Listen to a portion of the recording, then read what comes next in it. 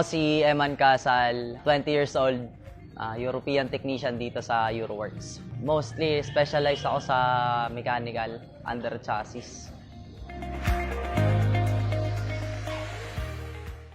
Bago siya nagkabukol, January naramdaman ko yung pagsakit ng leg ko. Akala ko stiff neck, ganun.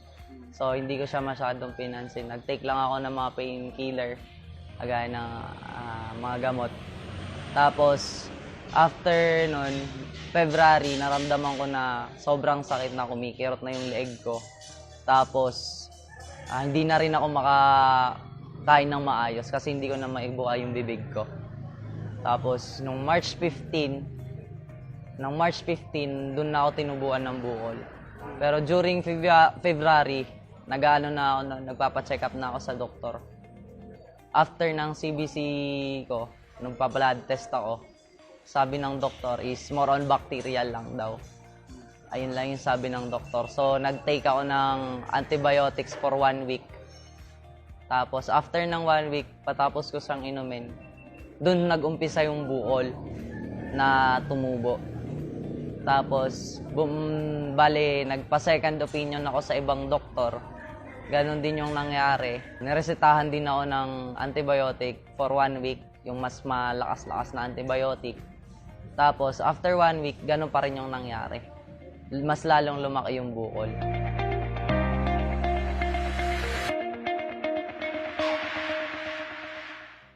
Pinakauna sa pagkilos ko, hindi ako makakilos ng maayos, hindi ko magawa yung mga gusto ko. Yung mga typical na ginagawa ko sa araw-araw, kagaya ng dati. Lahat yan naitigil ko. Pahinga lang. Kumikilos pa rin pero hindi kagaya ng dati. Kung makakilos man ako, limitado. Yung mga sinasabi ng tao, ano yung mga naririnig? Apektado rin syempre. Pinakauna, nakikita talaga yung bukol. Medyo nasasaktan pero hindi ko na lang din pinapansin. Bigla na lang daw tumubo, gano'n. Bakit gano'n yung nangyari? Minsan naririndi rin ako kasi tinatanong nila, bakit gano'n paulit-ulit. Yung mga tanong nila. Lahat, di ko na lang pinapakinggan.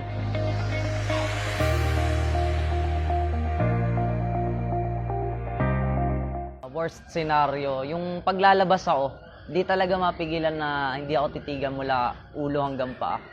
Tapos naka-focus talaga sila sa leeg ko.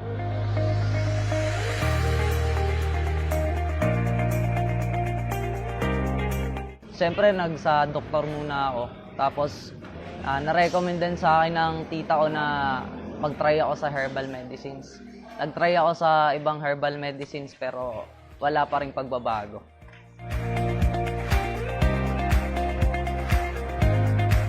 Yung acai berry na discover ko siya, nirecommend sa akin ni Sir Manny, si Sir Emmanuel Pascual. Sabi niya lang sa akin, approachable na, tatanggalin natin yung bukol mo, try mo tong acai berry. Tapos, nung binigay niya sa akin yung acai berry, binigyan niya rin ako ng mangosteen capsule na organic din. Iniinom ko siya araw-araw pagkagising ko, bago kumain, inumin ko siya. Tapos, after 1 week, napansin ko, yung bukol, meron na siyang maliit na spot, red spot. Hanggang sa tinuloy-tuloy ko lang. After 1 week ulit, bali sa second week, doon na siya nagbutas. Tapos, nung mga third week, nawala na siya. Nawala na ng kusa yung bukol. Natira na lang is yung sugat.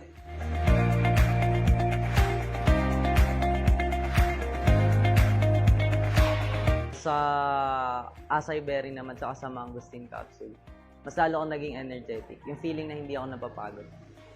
Hindi kagaya ng dati na limitado. Kagaya ng dati, yung pagkilos ko talagang matamlay. Hindi kagaya ng ngayon na parang mabilis na lang. Nararamdaman ko rin yung talagang pagbabago sa katawan ko. Kasi kagaya dati, talagang payat na payat ako, lumuk talaga yung katawan ko.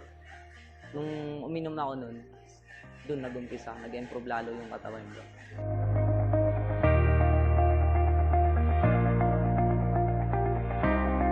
Mapapayo ko lang sa kanila kung may mga karamdaman man sila na pilit nilang hinahanapan ng solusyon, wag silang mag-alinlangan na subukan yung acai berry. Kasi proven na rin siya. Ako na rin mismo magte-testify na nakakagaling talaga yung acai berry at mangosteen capsule. Maraming salamat po sa Asay Berry at Mangosteen Capsule dahil kung hindi dahil dito, hindi po mawawala yung buol sa leeg ko. Siguro kung wala to, paghihirapan ko po siguro yun na habang buhay. Maraming salamat po.